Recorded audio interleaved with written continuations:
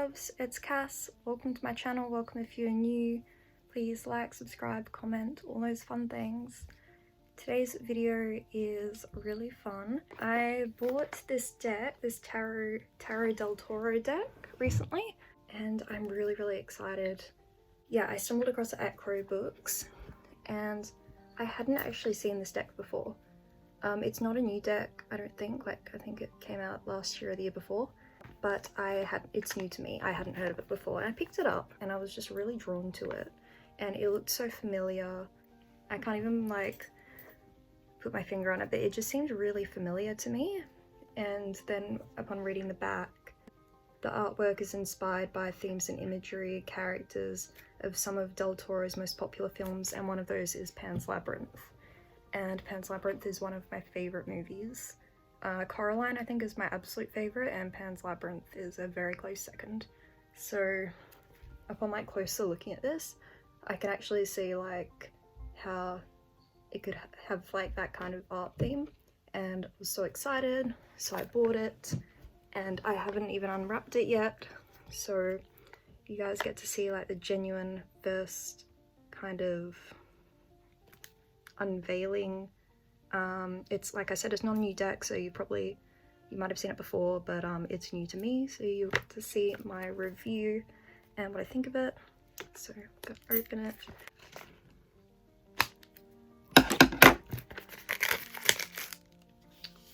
Oh, the box is so pretty. I could kind of tell through the plastic anyway that it was resin in the hand and the texture.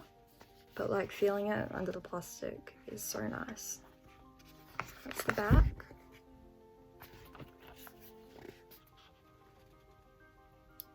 So it's a tarot deck, has the full 78 cards and a guidebook.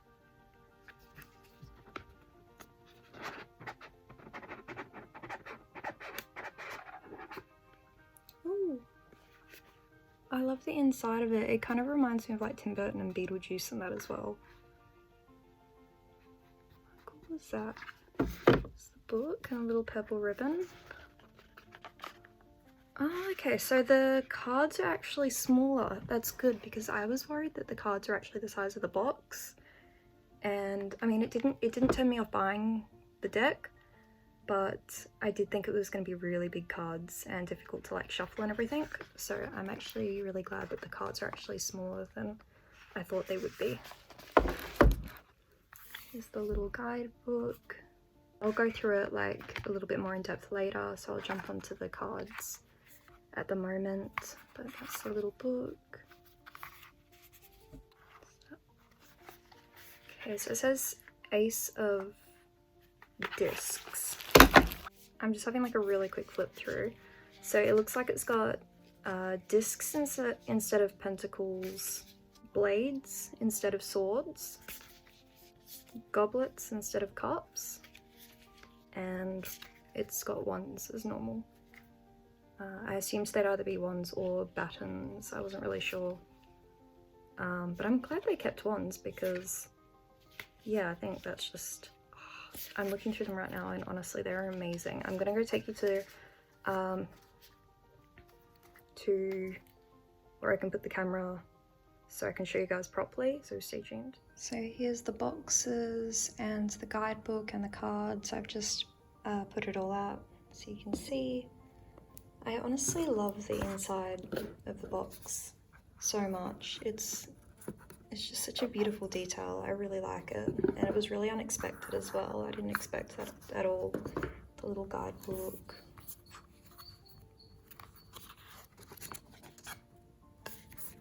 And the cards. So here's the back of the cards, and I am honestly just in awe. It is so beautiful, the design and everything. I really like it. I've never edged a deck before either, but if I was ever going to, I think this deck would look amazing edged in black or red, or even gold. So first we have Ace of Discs. So discs in pentacles. If you're not familiar with tarot at all, these may be a little trickier to read if you don't remember all the meaning behind them, because it looks like only like particular ones have titles, but I mean it's pretty self-explanatory. 4 of discs, 5 of discs, so on.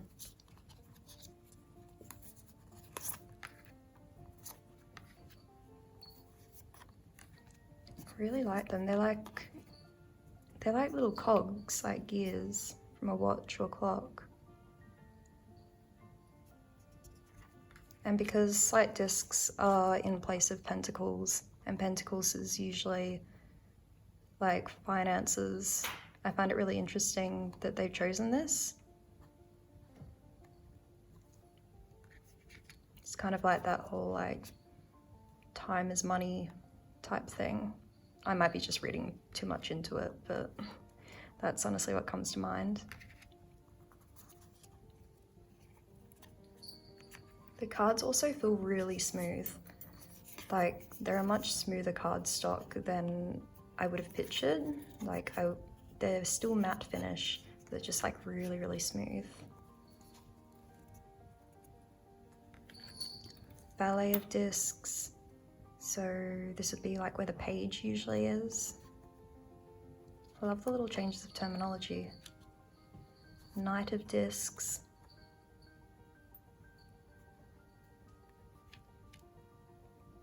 Queen of discs. They've almost got like a robotic kind of sense to them as well. I love the colors. King of discs. Ace of blades.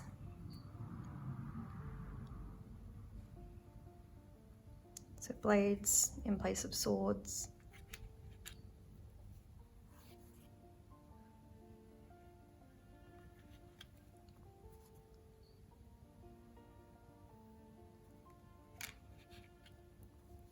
I love the cardstock and like even the kind of like old looking surface, like the old looking kind of background of them. Oh, they're so nice.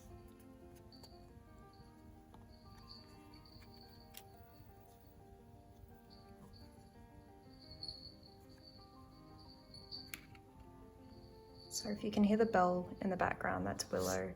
She's cleaning herself.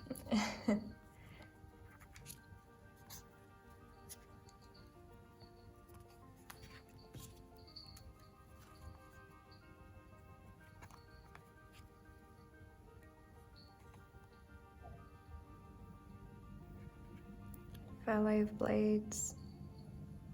Oh, I really like this.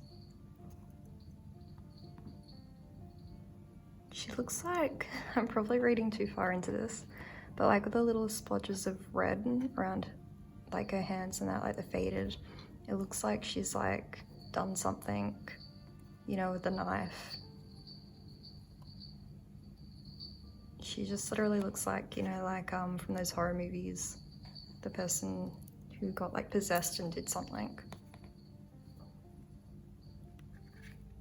Knight of blades. Oh, look at the queen. Wow. Queen of blades.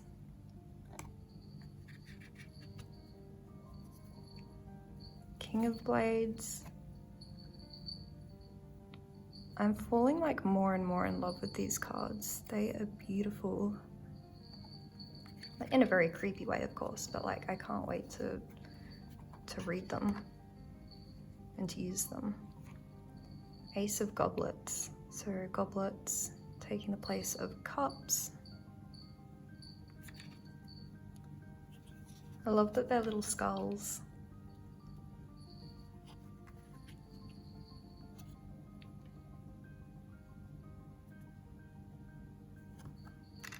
They're looking a little more traditional in this one.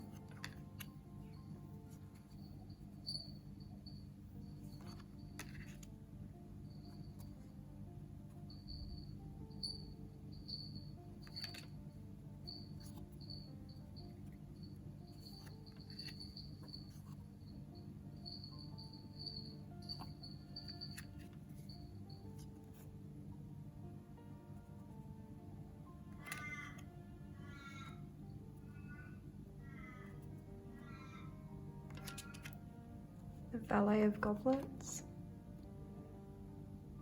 Oh, wow.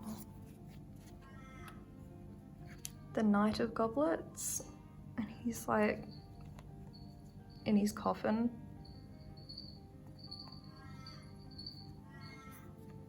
Oh, the Queen of Goblets. Looks like the Statue of Liberty.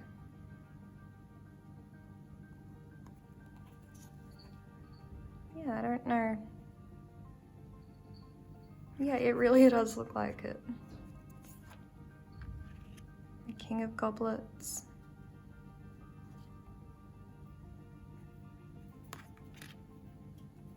Ace of Wands. The wand cards are so beautiful.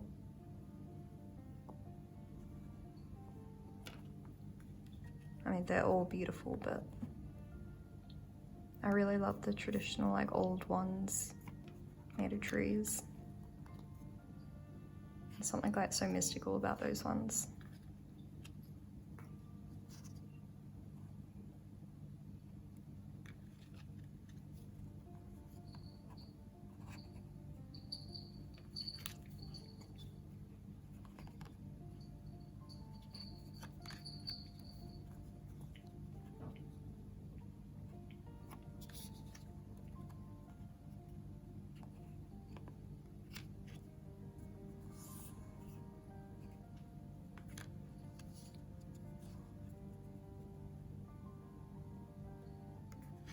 Valet of Wands.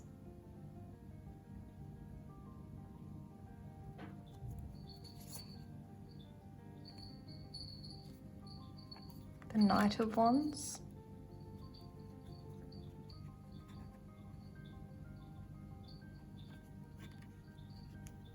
The Queen of Wands.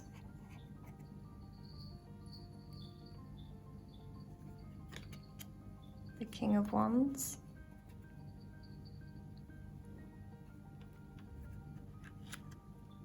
Oh, look at the Fool.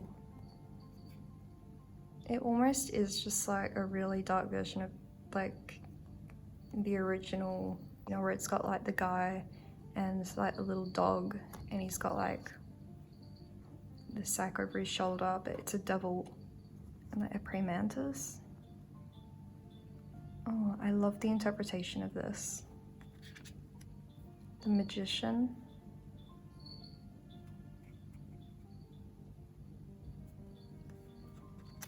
The High Priestess.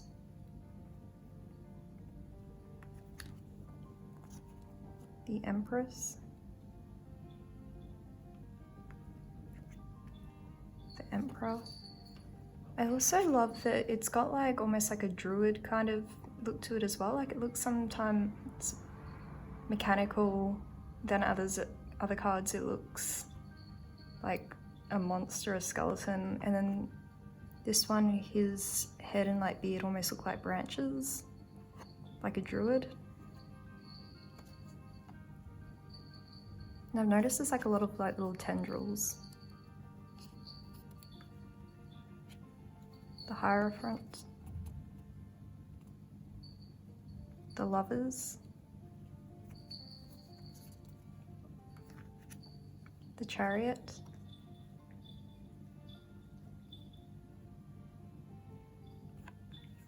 Justice. Oh, that's so good. Rather than the scale, it's got two skulls on like a board. Oh, I think I just found my favorite card so far. The Hermit. That just screams Pan's Labyrinth to me. I love that. Yeah, this is, I think I found my favorite so far out of all of them, although they are all so cool. The Wheel of Fortune. Strength. It's kind of like an orc.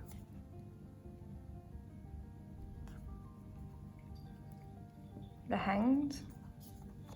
It's really interesting that they didn't do like the Hanged Man or something. It's like a fetus in a jar, but yeah, I don't know. I still really like it.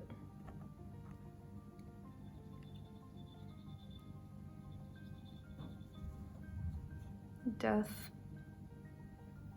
So they haven't actually named the death card.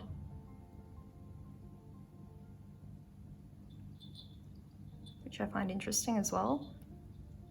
I guess it doesn't really need a name, but that's cool. Temperance.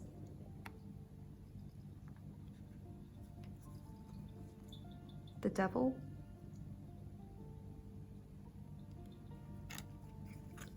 The Tower. Oh, I love the Tower as well, actually. Okay, so I had already found my favorite card, which I thought was the Hermit, but actually it may be this one or just as much. This has literally like Pan's Labyrinth written all over it. It's the little girl with the fairies. I love that. The Moon.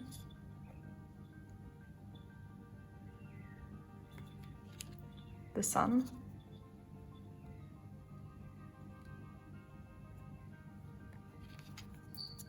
Judgment. It's like a bomb.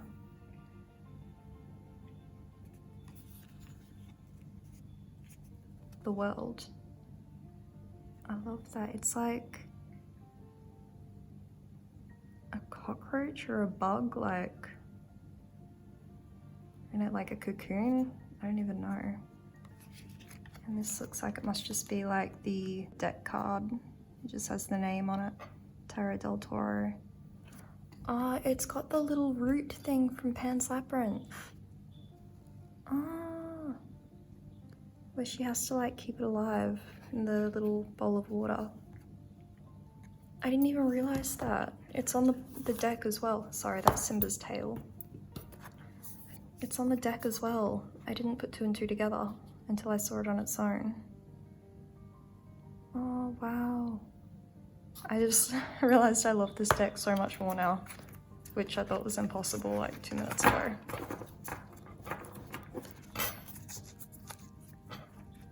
I'm gonna give this a quick shuffle, and I want to draw a card really badly because I'm just really curious now as to like what I would draw. Oh, actually, I should have put the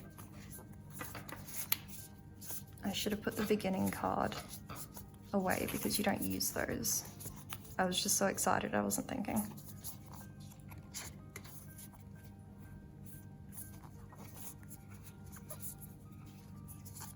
Where is it? There it is.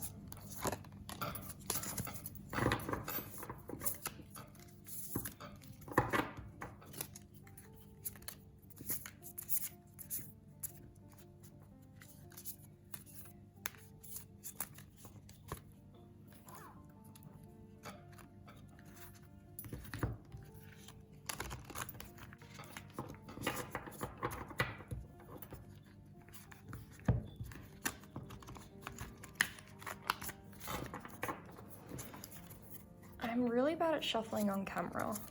I don't know if it's like, I don't know if it's just like I get nervous because like people are watching me, or I feel like they are, but I feel like I drop the cards a lot more and just have kind of shaky hands when I do it on camera. So I might like cut some of this out, but I am still, you know, doing it properly and all.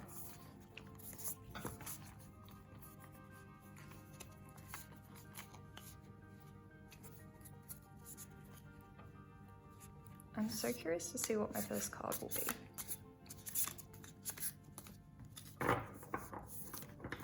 I think this is the first time that I've ever had like a connection to a deck before I've used it, because anytime I've bought decks, it's been, you know, because I had a general interest in it or I was drawn to it. But this is the first time I can say that I've ever used a deck that's like had something, you know, something like how it's Pan's Labyrinth. It's the first time I've ever used like a character or like art theme style that I was already familiar with before tarot, if that makes sense. It just feels a lot more familiar than any of my other decks. which is crazy because, you know, I've never used this before, but I'm really excited to see what card I'll draw. Okay.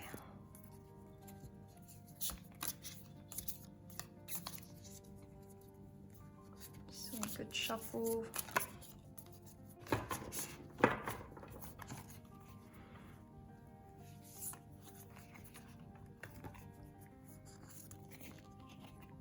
Oh my god, I drew the star. In general, I love this card.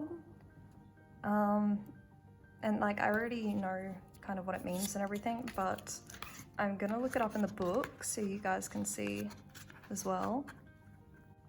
A maiden kneels under the stars. She is submissive to the cosmic order and receptive to its energy. One star rules the whole image, and 7 smaller ones surround her in harmony. There are 7 virtues, 7 planets, known in the classical era, 7 days of the week, 7 chakras, 7 alchemical metals, and 7 steps of transformation. There are 7 colors in the rainbow. The world was created in 7 days, and the creation myth of both Judaism and Christianity. For many traditions and teachings, 7 is the number of totality and perfection. In the best known tarot decks, the star shows a naked maiden pouring water from 2 jugs into a river or pond. We can feel a connection between that action and the energy of the stars. For Tarotdeltoro, Ophelia, the main character of Pan's Labyrinth, has been chosen to represent this lovely card. She has dropped the jugs and is holding a book while fairies flutter around her. It seems that her world is done. Eternal energy is vividly manifesting itself through a naive, childish, carefree, and therefore deeply powerful character. The star is always a happy card in the tarot reading. Under the star's rule, everything takes its rightful place in the order of the universe. To find our true objective, we must accept her guidance. With the Empress in acquisition, a certain essential character that may attract others to the right path. With the Lovers, it guarantees a balance and mutual romantic relationship. And, you know, it kind of goes to like, you know, what it would be if it was placed with other cards, or here like if it was inverted, or yeah. But basically, like, the star is a beautiful card, and it does mean like tranquility and balance, and yeah, it's a card that I genuinely really like. There's a quote here by Pacific Rim: "When I was a kid, whenever I'd feel small or lonely, I'd look up to the stars." That is so beautiful. Just while we're here as well, this is a quick look at the book. It's got the major arcana, the minor. It's got a little picture by each one. And so some additional like information as well.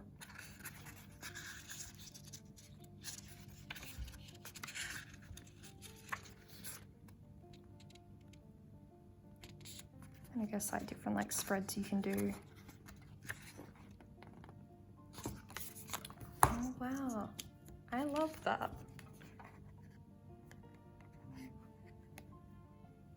Okay, I hope you guys liked that little miniature kind of use of the cards. So I have them here. I know you're not supposed to play with this one or anything, but I will just be keeping this one on the top of my deck, as I do with other ones like this. And also, I've mentioned in other videos, but please don't judge me if you think it's corny, but I always thank my deck because I feel like it's just the right thing to do and it's respectful. Thank you. Okay, so this is an absolute winner for me. I love it. Definitely recommend. though I know the artwork and themes around it, like especially the hanged and things like that, I know could be maybe like triggering for some people or just really unpleasant. So I would definitely say that this deck isn't for everybody, but if you're someone who can see like the beauty in really dark pieces, like I think I'm that type of person, then you really enjoy it.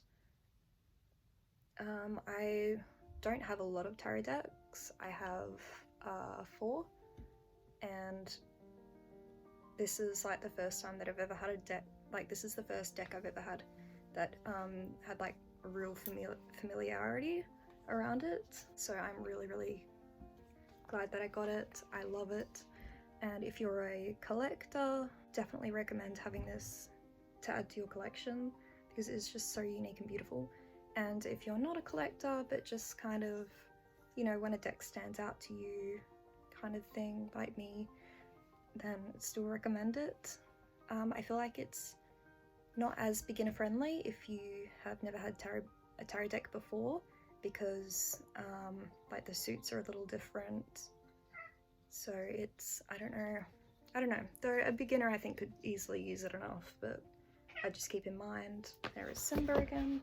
So I just keep in mind that like if you're new to tarot, I'm not too sure if you'd like it as much, but you know, regardless, I still recommend this.